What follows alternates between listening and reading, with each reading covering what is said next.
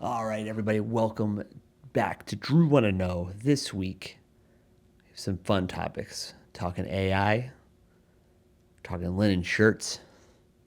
We're talking about how visual effects is not ruining movies like everybody says. We got a bunch of other stuff in there as well. So buckle up and enjoy this week's episode of Drew, wanna know. Hey, buddy, welcome back to Drew Wanna Know. I am Drew Beekler. That was very aggressive. Yeah, welcome back. This is linen shirt number 2. If you can't remember back for the first linen shirt, I feel good about it. I like this one. I feel fun about this one. It's a good time. But yeah, today we're gonna talk about this. I started doing Duolingo again, and I guess I haven't been back in a while. And they said when I started, it was, oh, do my eyes deceive me? Like they were like punking me, and I was like, I'm gonna show them I know Spanish, and I don't know Spanish, but I hopefully I will soon. But can I just ask, and I don't know, I'm just asking to the void, I guess, but leave comments if you know the answer to this. Why is it that every time I learn a language on Duolingo, they're like obsessed with me knowing the word apple? Apple is everywhere in that software. Like, it's just like, hey, you like manzanas? I like manzanas. I'm eating manzanas. I'm like, how many times can you think of a time that apples were part of a conversation you were having? You know, like not one time can I think of where that has been pertinent, unless you're Matt Damon in that Apples movie, which I should know the title of, but I can't think of it right now. Like where you have to be like, how about them apples, but you got to do it in multiple languages.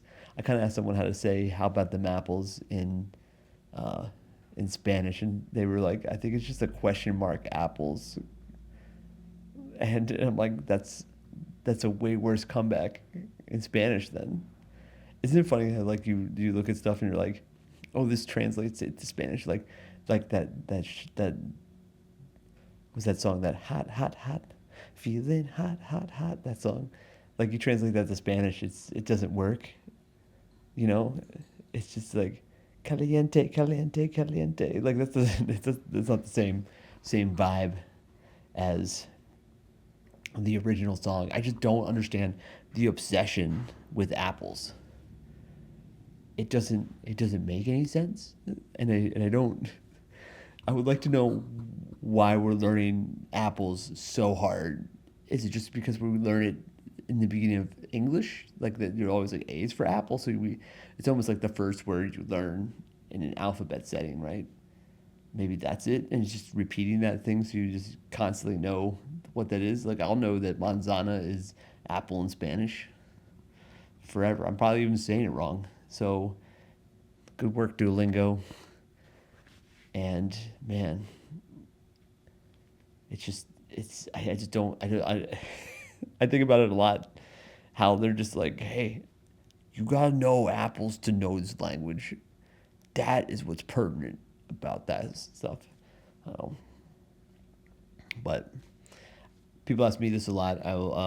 Is that about AI in visual effects? That was a thing that's probably recently because I was talking to someone about it. I mentioned I do visual effects, and the guy was like, "Oh, how do you feel about AI and stuff?" And I know people are scared about it, but like right now, AI is crushing it in the sense of like doing stuff that I don't want to do. Like it's doing matte generation now. You can do paint work in some capacity, like in larger volumes with it. It's kind of nuts what it can do, and you're just like, this is all the stuff that I don't want to do. That's like not fun. It's just kind of technical over and over, repeat, make sure it looks nice kind of thing. And or it's just like garbage matting or anything like that. And like that's cool with me. Hey computers, go ahead, take it. I feel I'm very much in the thing of like, yeah, AI may take over at some point. Maybe. I don't know. I just I feel like if you're like right now, it's helping us do more fun things, right? And focus on the things that are more fun. So I don't know.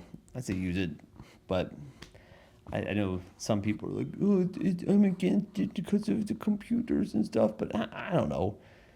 If you watch any of those sci-fi movies, like Alien, right? All those alien movies have an artificial intelligence thing in there, right? They still go on the ship. They always get ripped apart. They're always coming with us. They're not smarter than us. They're still kind of. We all have jobs. They all have jobs. They're all miners and stuff, or whatever they were in Aliens. But they're always coming with. I don't think AI is smarter than us in that capacity. Yeah, it can write a great email, and all that kind of stuff. But it's still coming on the ship with us and getting ripped apart by the xenomorph. So I just don't think there's too much concern on my part about that. I'll go down with the ship. Who cares? If AI takes over, use me as a battery. It's like every zombie apocalypse thing. Like I don't want to be part of that. Just bite me or kill me or something. I'm gonna get bit. I'm an extrovert. I'm gonna start talking to a zombie or something. Walk over and be like, hey, how's it going? I haven't had my fill of people today. And just say something. That's just what's going to happen. I don't think I would do well in a zombie apocalypse in that capacity. I like to be around people. But and speaking of zombie things, like in movies and stuff, like I would love to stop this rumor that is essentially going around, which is visual effects is not ruining movies.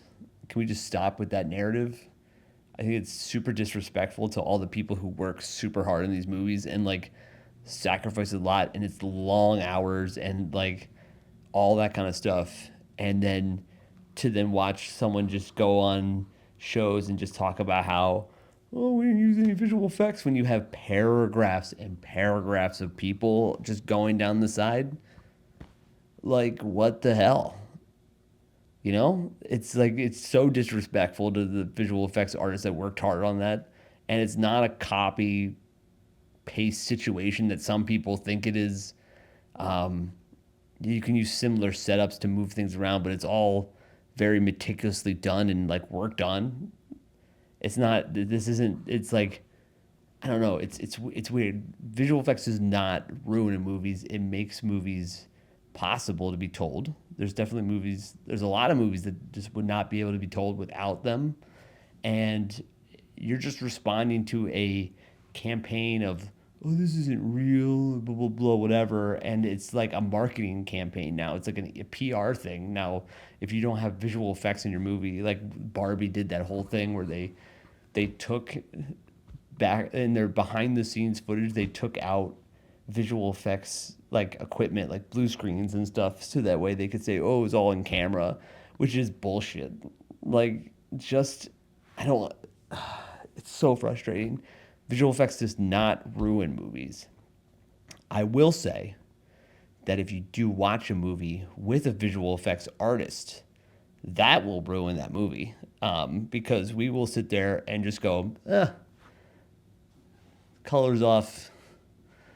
That's a weird key, because we're analyzing it, because that's what we do all day. And I had three other roommates who were visual effects artists as well, and watching a movie with us, I had fun, but I could see it being a nightmare for people.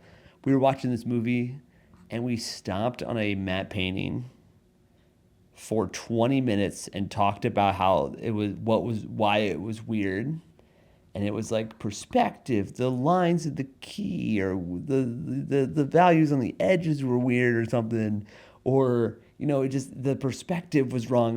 We just kept talking about it, and at one point, 20 minutes into it, I'm just like, hey guys, we're watching EuroTrip. This, I don't think they cared about this at all, and then everyone's like, you're right. Kept watching the movie to the point, and it was like a little bit later, one of my friends is a huge like plane nerd, and they had like an Indiana Jones like map thing, right? And they had a plane on it, and he goes, I don't think they would have used that plane for that short of travel. And I'm just like, shut up. Just shut up. It's over, it's done. This we just need to enjoy this movie. It's EuroTrip.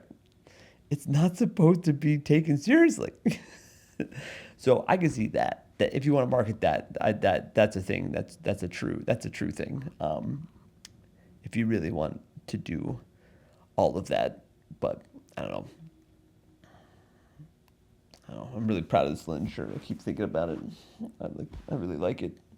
Again, like I said, I can't stop talking about the clothing that I get. I'm thinking about getting merino wool. I'm watching too much of those minimalist packing tutorials, and I'm just like, I would like to wear a shirt that doesn't, if I wear it every day, doesn't smell for a week.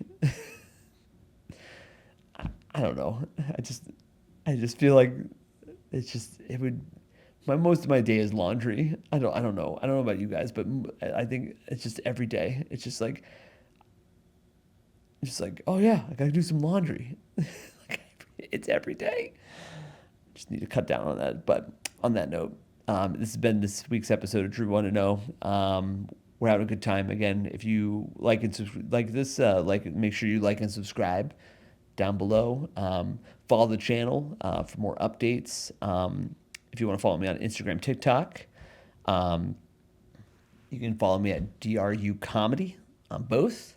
For stand-up, we got some clips of this show, but we also have some dog interviews with my dog, which are fun, which I'll never stop making. They're super fun. And then, if you want to see me live, I perform New York, Brooklyn all the time of the week. I'm going to try to get better at posting shows on there. I do run a show every Tuesday at 10 Degrees Bar, Lower East Side, called Big Wave Comedy. I'm always there. Super fun little room, very intimate and fun time to work out. So, come on by. And thank you so much for coming and listening. And we'll see you guys all next time on Drew, one.